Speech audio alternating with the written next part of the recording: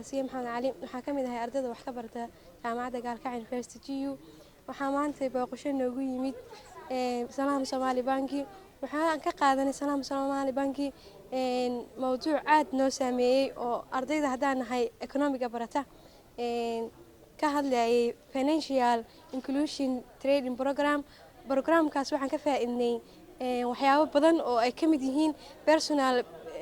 financial management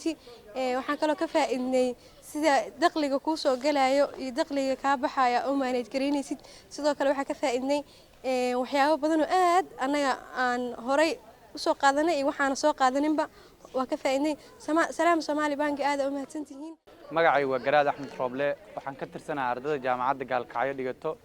kuliyadda faculty-ga Economic and Management Science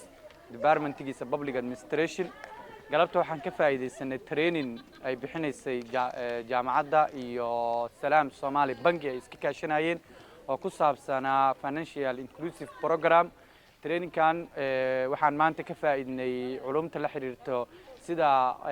dhaqaalaha uu qofku u maamulanayo budgetinka sidoo u degsanayo sida uu balancegiisa ula soconayo sida uu qofku wax u kaydsanayo oo uu maaragtay dhaqaale meel u dhiganayo